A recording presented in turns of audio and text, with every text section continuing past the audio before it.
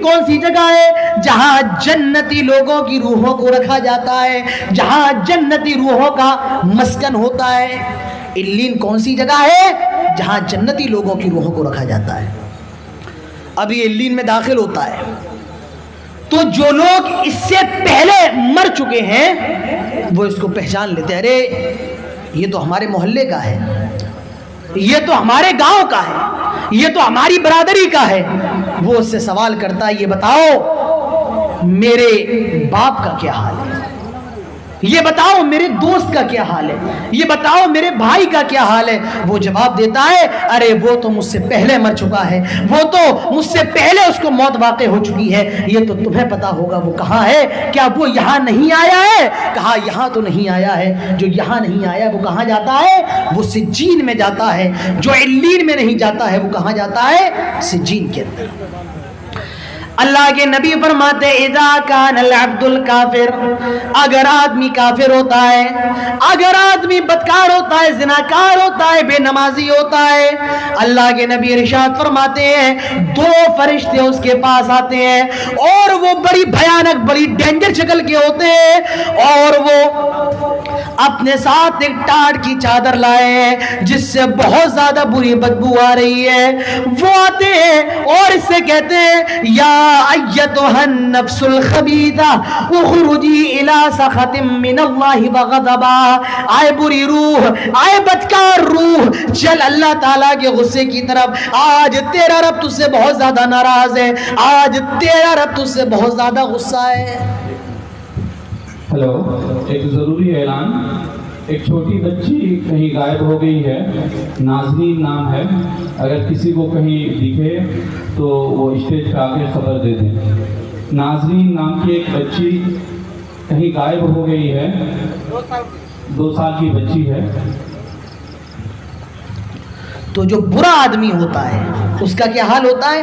اللہ کے نبی فرماتے ہیں 2 فرشتے آتے ہیں، وہ بڑی ڈینجر بڑی بھیانک شکل کے ہوتے ہیں اور وہ اپنے ساتھ ٹاٹ کی چادر لاتے ہیں جس میں بہت بری بدبو آ رہی ہوتی ہے۔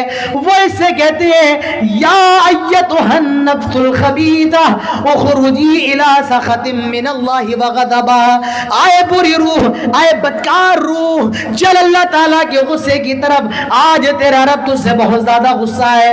اللہ کے پیارے نبی ارشاد فرماتے ہیں جب یہ ان فرشتوں کی یہ بات سنتا ہے تو اس کی روح جسم کے اندر بھاگنے لگتی ہے، دوڑنے لگتی ہے۔ فرشتے پکڑنے کی کوشش کرتے ہیں، بھاگ رہی ہے، دوڑ رہی ہے، فرشتے پکڑنے کی کوشش کر رہے ہیں اور اللہ کے نبی فرماتے ہیں بالآخر اس کی روح کو پکڑ لیا جاتا ہے، اس کی روح کو نکالا جاتا ہے اور جب اس کی روح کو نکالا جاتا ہے تو اس کو بہت زیادہ تکلیف ہوتی ہے۔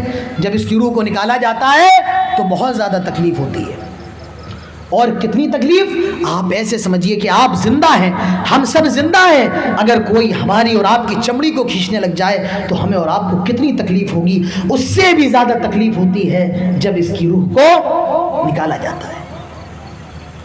پھر اس کے بعد میں ایک ایک چیز آپ کو بتا رہا ہوں کہ مرنے کے بعد یہ تو ہر انسان کے ساتھ ہونا ہے، یہ آپ کے بھی ساتھ ہوگا، یہ میرے بھی ساتھ ہوگا، ہر انسان کے ساتھ یہ ہونا ہے۔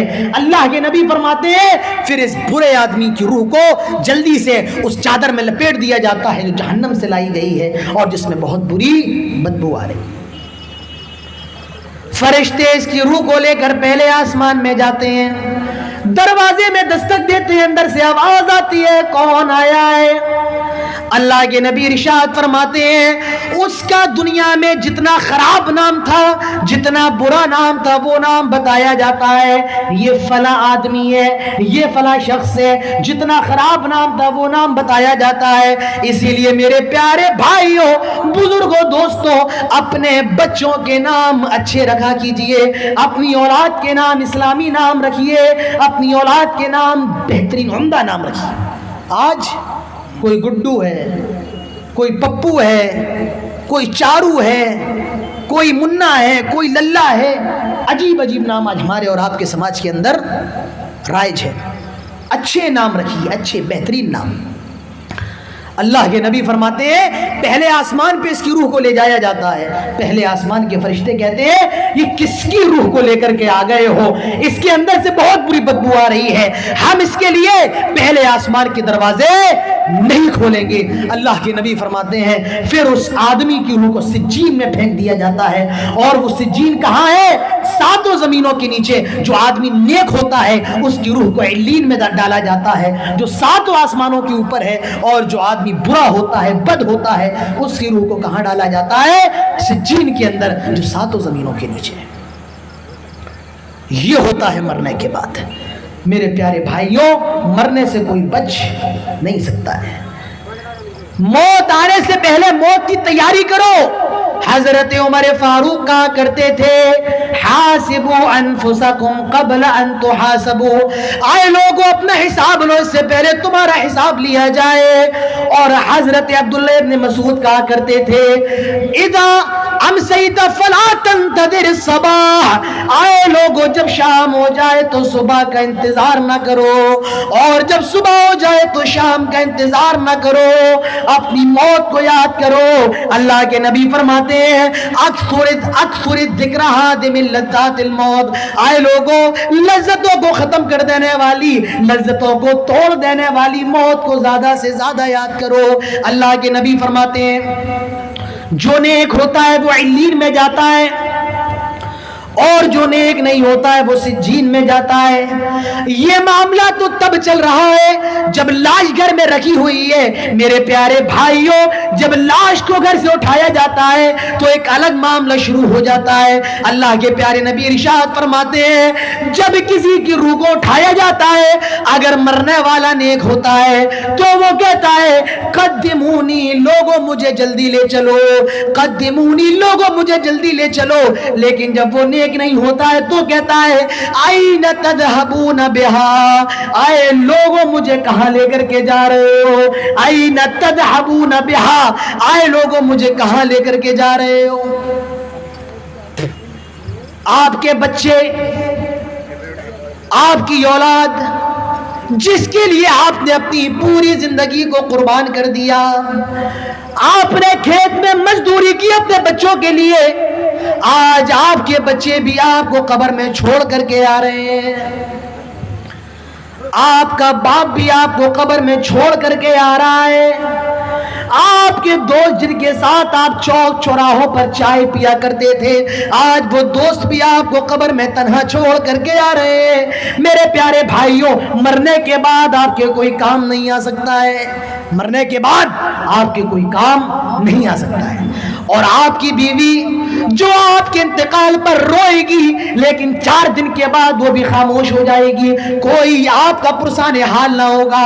اللہ کے نبی ارشاد فرماتے ہیں جب مردے کو قبر میں ڈال دیا جاتا ہے، جب مردے کو قبر میں گاڑ دیا جاتا ہے اور جب مٹی دے دی جاتی ہے، لوگ مٹی دینے کے بعد لوٹتے ہیں، ان کے قدموں کی آواز مردے کو سنائی جاتی ہے، ان کے چلنے کی آواز مردے کو سنائی جاتی ہے، اور وہ کہتا ہے آئے لوگوں مجھے کہاں چھوڑ کر کے جا رہے ہو، آئے لوگوں مجھے کہاں چھوڑ کر کے جا رہے ہو، مگر اس وقت آپ کے کوئی کام نہیں آ سکتا ہے۔ سنائی جاتی ہے آواز، کیوں؟ احساس پیدا ہو جس بیٹے کے لیے ہم نے اپنی پوری زندگی قربان کر دی، آج وہ بیٹا بھی ہمیں چھوڑ کر کے جا رہا ہے۔ میرے دوست جن کی محفلوں میں بیٹھ جائیں تو میں چائے پلاتا تھا، چوک چوراہوں پر پوڑی اور سنگاڑا کھاتے تھے، آج وہ دوست بھی مجھے چھوڑ کر کے جا رہے ہیں، میرا باپ بھی مجھے چھوڑ کر کے جا رہا ہے۔ کوئی آپ کے مرنے کے بعد کام نہیں آئے گا، یہ احساس ہوتا ہے، اور مرنے کے بعد اگر کچھ کام آنے والا ہے، اللہ کے نبی فرماتے ہیں اذا مات الانسان انقطع عنه عمله الا من 3 صدقة جاریہ او علم ينتفع به او ولد صالح يدعو له۔ اللہ کے پیارے نبی فرماتے ہیں جب آدمی مر جاتا ہے تو اس کے عمل کا اور ثواب پہنچنے کا معاملہ ختم ہو جاتا ہے، الا من 3، لیکن 3 ذریعوں سے اس کو ثواب پہنچتا رہتا ہے۔ کتنے ذریعوں سے ہیں؟ 3 ذریعوں سے اس کو ثواب پہنچتا رہتا ہے۔ میری ذرا طبیعت تھوڑی سی ناساز ہے، اسی لیے میں پیر پہ پیر رکھ کر کے میری عادت نہیں ہے پیر پہ پیر رکھ کر بیٹھنا. میں معافی چاہتا ہوں بغل والوں سے، بے ادبی محسوس نہ کریں. اللہ کے نبی فرماتے ہیں آدمی مر گیا، 3 چیزوں کے ذریعے اس کو ثواب پہنچ رہا ہے. پہلی چیز صدقۃ جاریہ، صدقہ جاریہ دنیا کے اندر کر کے گیا ہے، مر گیا، مرنے کے بعد بھی اس کو ثواب ملتا رہے گا. اچھا صدقہ جاریہ کیا ہوتا ہے؟ آدمی نے گاؤں میں ٹیوب ویل لگوا دیا. کیا لگوا دیا؟ ٹیوب ویل جانتے ہیں؟ ہمارے یہاں اس کو ہینڈ پائپ کہا جاتا ہے، یہاں شاید آپ لوگ ٹیوب ویل کہتے ہیں. چاپا، چلیے وہ جو بھی ان کا سمجھ جائیے کیا کہہ رہے ہیں یہ. تو وہ آدمی لگوا کر کے چلا گیا، مر گیا، مرے ہوئے سال گزر گئے، لیکن وہ چاپا کل چل رہا ہے اور لوگ اس سے پانی پی رہے ہیں، تو مرنے کے بعد بھی اس کو ثواب ملتا رہے گا. جب تک وہ ہینڈ پائپ رہے گا، جب تک وہ چاپا کل رہے گا، مرنے والے کو مرنے کے بعد بھی ثواب ملتا رہے گا. اسے کہا جاتا ہے صدقہ جاریہ. صدقہ جاریہ